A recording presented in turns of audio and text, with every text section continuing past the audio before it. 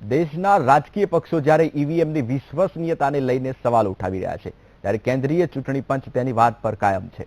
ચૂંટણી પંચનો દાવો છે કે ઈવીએમ હેક કરવા કોઈ કાળે શક્ય નથી.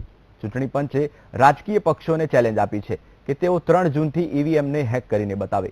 ચૂંટણી પંચે દેશના તમામ રાજકીય પક્ષોને આ હેકિંગ ચેલેન્જ આપતા કહી દીધું છે કે જો હિંમત હોય તો ઈવીએમ હેક કરીને બતાવો.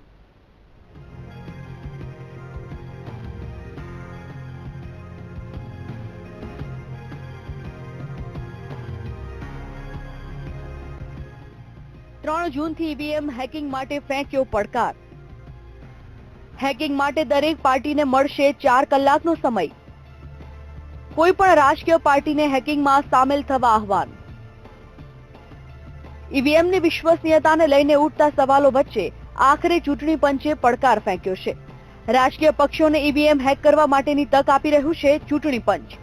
ચૂંટણી પંચે 3 જૂનથી રાજકીય પક્ષોને હેકિંગ માટેની ચેલેન્જ આપી છે.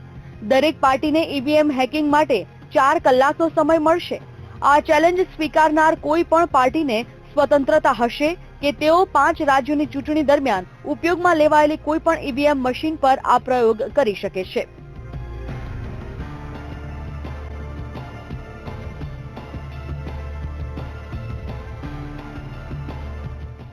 કેન્દ્રીય ચૂંટણી પંચે દિલ્હીમાં પત્રકાર પરિષદ યોજી ઈવીએમ મુદ્દે રાજકીય પક્ષોના સવાલોના જવાબ આપ્યા. મુખ્ય ચૂંટણી કમિશનર નસીમ ઝૈદીએ પત્રકારોને માહિતી આપી. ચૂંટણી પંચનો દાવો છે કે ઈવીએમ સંપૂર્ણ રીતે સ્વતંત્ર મશીન છે, જે इंटरनेट સાથે જોડાયેલ ન હોય તેને હેક કરવું શક્ય નથી. कि हमारी मशीनें स्टैंड अलोन मशीन्स हैं और किसी भी इंटरनेट से कनेक्टेड नहीं होती हैं और ना ही किसी अन्य नेटवर्क से कनेक्टेड होती हैं. पूरी पोलिंग प्रोसेस में कोई चांस हैकिंग का नहीं है. हमारी इलेक्ट्रॉनिक वोटिंग मशीन्स में कहा जाता है कि वायरलेस, ब्लूटूथ इत्यादि से रिजल्ट्स बदले जा सकते हैं. आयोग का कहना है और ये दृढ़ विश्वास है कि हमारी ईवीएम्स में कोई भी फ्रीक्वेंसी रिसीवर नहीं है, कोई भी डेटा डिकोडर नहीं है, इसलिए किसी भी प्रकार का कोडेड सिग्नल वायरलेस के द्वारा प्राप्त नहीं किया जा सकता है.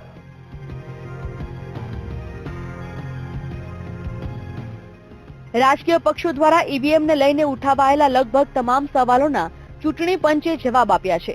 ચૂંટણી પંચે ઈવીએમને લઈને કરેલા 10 મોટા ખુલાસાઓની વાત કરીએ તો ચૂંટણી પંચે કહ્યું કે ઈવીએમને લઈને ફેલાવાતી તમામ વાતો ખોટી છે. સ્વતંત્ર મશીન છે, જેથી હેકિંગ શક્ય નથી. બહારથી કે અંદરના પાર્ટમાં ચેડા કરવા શક્ય નથી. ઈવીએમ સાથે ચેડા કર્યા તો મશીન જાતે જ બંધ થઈ જાય છે. મશીનોમાં ટેમ્પર ડિટેક્ટર લાગેલા હોય છે. ભારત વિદેશથી ઈવીએમ આયાત કરતું નથી. ભારતની જ 2 કંપનીઓ ઈવીએમ તૈયાર કરે છે. ટેમ્પર પ્રૂફ બનાવવા માટે અનેક સ્તરે તપાસ કરાય છે. વિદેશોમાં વપરાતા ઈવીએમ કરતા ભારતના ઈવીએમ ઘણા સુરક્ષિત છે. ઈસીને પણ ખબર નથી કઈ મશીન કયા વિસ્તારમાં જાય છે.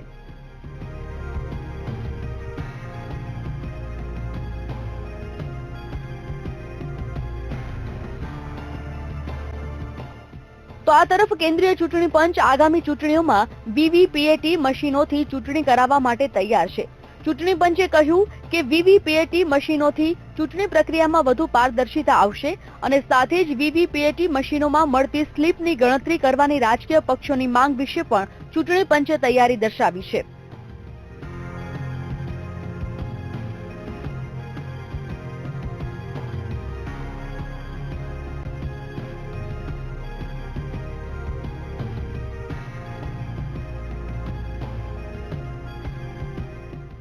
વિશ્વના ગણતરીના દેશોમાંથી ભારત એક છે જે ઇલેક્ટ્રોનિક ઈવીએમ મશીનોથી ચૂંટણી પ્રક્રિયા કરે છે.